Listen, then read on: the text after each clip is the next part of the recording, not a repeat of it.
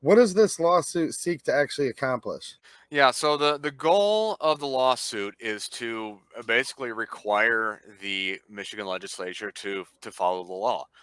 That's the definition of a tyrannical government, when they govern outside of the rule of law. The Michigan legislature is broken. It's been broken for a long time. Hey guys, how's it going? So, Michigan gun control, it's been insane the last couple months. We now have bills that have been signed into law, pending bills, and the other side says this is just the start. Well, if you've been watching this channel, especially my live streams, you'll see how a lot of the votes that they do, yeah, not so much. There's a lot of stuff going on that just doesn't look right. And if you read the Constitution, it doesn't appear to follow that. So I'm going to be joined here in 1 second with Brendan from Great Lakes Gun Rights. For more information, check out the pinned comment. And we're going to talk about a couple things that's going on, including a new lawsuit that has been filed. So I have Brendan from Great Lakes Gun Rights here. How's it going, man? Good. How are you, Micah? Good, good. Good to see you. So I've been to Lansing a lot of times this session, more than I'd like to. And every time I go there, you seem to be there, which is awesome. You guys have really been boots on the ground, and I appreciate what you guys have been doing. Yeah, thank you. Yeah, I can certainly say that I've been spending way too much time in Lansing this year, but that's what the job calls for. So, Yes, and we've now seen gun control pass, signed as public act. We still have other gun control pending, and the Democrats as a whole, and even some Republicans, are not only voting for this, but they're saying this is just the beginning, right? that's right. Yeah, they are just getting started.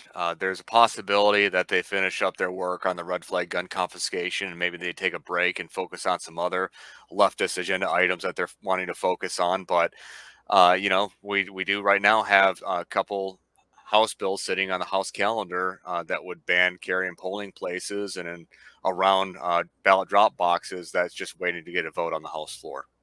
So we need to stay vigilant because there's tons of stuff going on. Now, people often ask me who's fighting back, and they talk, and I said, you've been boots on the ground. I've seen you passing out just stacks of information, letting the different representatives and senators know where your constituents stand, right? Yeah, right. Yep. And they do notice that. I was doing a video with Representative Green and Thompson, and Green actually referred to that big stack that you had sent her. So they are noticing that, guys. When you're a member of Great Lakes Gun Rights and you fill those out online, I want you guys to know they're physically getting them. So that's awesome.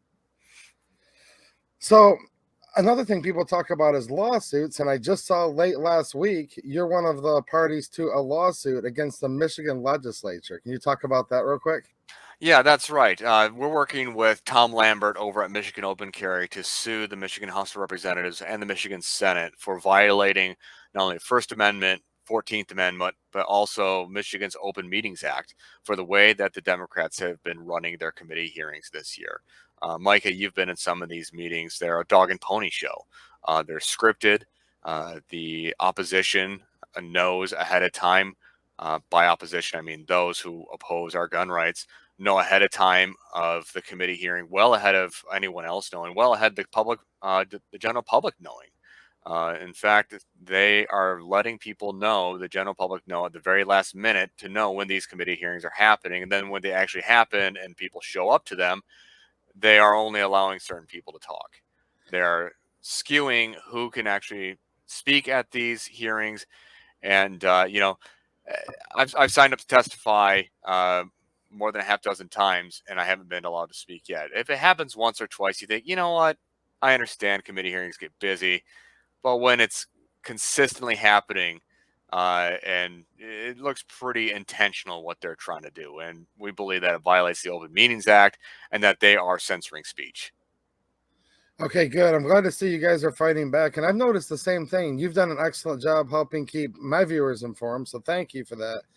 But sometimes I'll find out from you or a state legislator at 11 o'clock the night before or a couple hours before these meetings. But then when we get there to these committee hearings, there's already busloads of people from the anti-gun already assembled there. So I've definitely noticed that. And there'll be 100 of them in the room because they seem to have had advance notice. And then there'll only be a handful of people that are pro Second Amendment, but they'll let them talk seemingly as long as they want to and just completely skip over a lot of people on our side. Yeah, for a party, that being the Democrats, who are so concerned with protecting democracy, that's been their war cry for the last couple of years. They're running roughshod over our democratic processes here in Michigan, where they are silencing speech, they're silencing opposition, and it's not just on our issue. And frankly, we will be attacked for saying, well, you're only doing this because the Democrats are in power. Well, no, I've been ringing the warning bell about this from when even the Republicans were in control.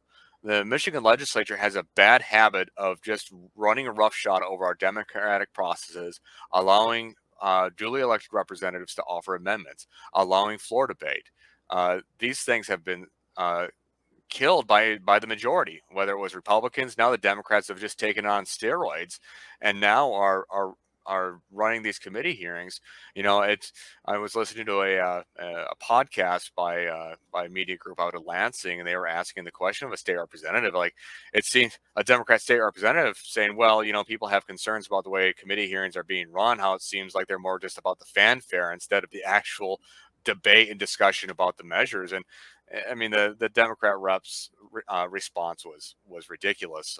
They are completely bought in that they are doing the people's will here, even though they're running over process that have been established to allow our representatives and allow the people to have a voice in the legislative process.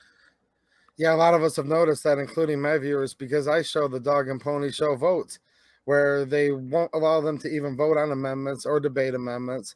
Also, the immediate effect of vote is just a show vote. Nobody gets to actually vote on immediate effect. Now, with these committee hearings, clearly, in my opinion, also being biased, not being fair at all, what does this lawsuit seek to actually accomplish? Yeah, so the goal of the lawsuit is to basically require the Michigan legislature to follow the law, to follow the Open Meetings Act, to allow these hearings to actually be held in a way that promotes dialogue, that actually requires the legislature to have open hearings where people who have signed up to testify are allowed to testify before the hearing. I've worked in more than a dozen state legislatures now, and the way that Michigan runs its committee hearings is a complete anomaly, where they will only allow an hour and a half of discussion on a bill. And keep in mind, in Michigan, they were holding hour and a half hearings in the House and Senate. Well, in the Senate they were a little longer, but in the House on three different bills. And I've been in some state legislatures where they've had 6 hour, 8 hour long hearings. Now, I'm not saying that's desirable, but the way that the Michigan legislature does it is just ridiculous.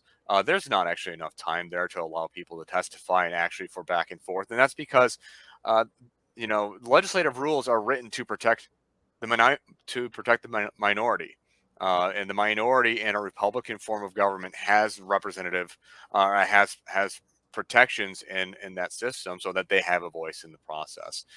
But what the Democrats have done is they've basically, the way that they're governing is as if they have super majorities, by not actually allowing full committee hearings to happen where both sides are heard, not necessarily equally, but when we had several hearings where it was the only the anti-gun side that got to speak, or there was one or two cherry-picked speakers from the pro-gun side who are allowed to speak, while everyone else who took the time to drive to Lansing basically said we're told pound sand. Yeah, I've noticed the same thing. I thought some of the members were very disrespectful to John Lott the one day that I was there, for example, cutting him off and being very sarcastic. Now, I've noticed even Washington State, as they're putting through very draconian gun laws, they actually had a lot slower, more deliberative process than Michigan, which is kind of crazy, you know? Yeah. Yeah, and that kind of goes back to the point that I was making, is that the Michigan legislature is broken. It's been broken for a long time, where I mean, you've seen the legislative sessions. It's a joke. There's a lot of dishonesty about what's happening there. About when they call for a vote on immediate effect, well, it requires a 2/3 vote to get immediate effect, and there is never 2/3 support in the House. Yet they call it on a voice vote, and they deem it so. It's actually straight up lying to the voters of Michigan to say otherwise. So to say that they actually had the 2/3 for immediate effect. And Or we've all seen that on this channel. I've really been highlighting that. So, as far as this lawsuit goes, any updates on it? What do you think the likelihood is you're going to succeed? Yeah, nothing yet. Our hope was last week that there would be an emergency injunction against the legislature to force them basically to slow down and force these bills back into hearings so that they could actually have hearings. Unfortunately, that hasn't happened yet. I haven't heard any updates on it, but it's our hope that perhaps it's too late for this round, but perhaps moving forward, we can force the legislature to actually have proper committee hearings, or perhaps even in time for this red flag package before it goes through the legislative process. Perhaps we'll have an opportunity to require the legislature to follow the Open Meetings Act with that. Um, so at this point, it we haven't heard yet, and ultimately, it's not a high probability of success. But Tom and I felt that we cannot continue to allow the legislature to operate like this. We believe that we have to fight back with the means that we have, and that this was a worthwhile shot to take. I appreciate you guys doing that because I often talk about how evil prevails when good men do nothing. And I've heard Representative Regas a couple times on the floor talk about a tyrannical government. That's the definition of a tyrannical government, when they govern outside of the rule of law. And that's what they're doing in many cases here. Yeah, absolutely. So, man, I appreciate everything you're doing. And how can people reach out and find out more about your organization, Great Lakes Gun Rights? Yeah, you can check us out on at our website, greatlakesgunrights.org. We're also on Twitter and Facebook.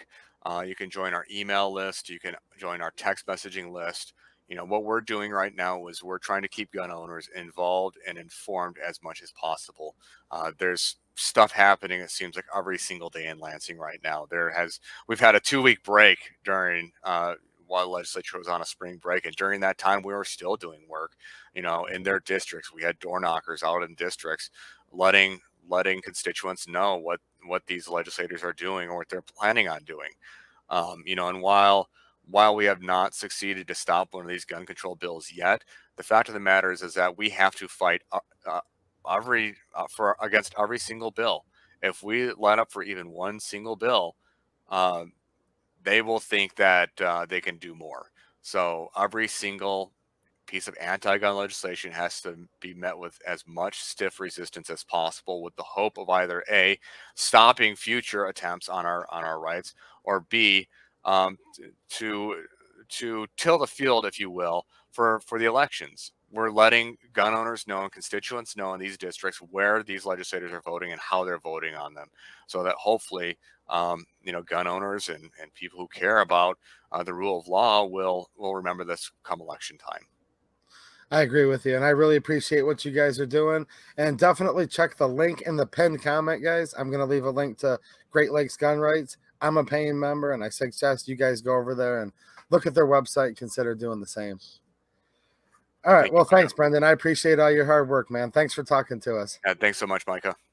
Stay tuned for more information. Like I said at the beginning of this video, there's a lot more to come, and I'll be here to keep you guys briefed the best I can. And I'm glad to see groups like Great Lakes Gun Rights as well as Michigan Open Carry being actively involved in the fight. And you guys are the main ones that need to stay actively involved.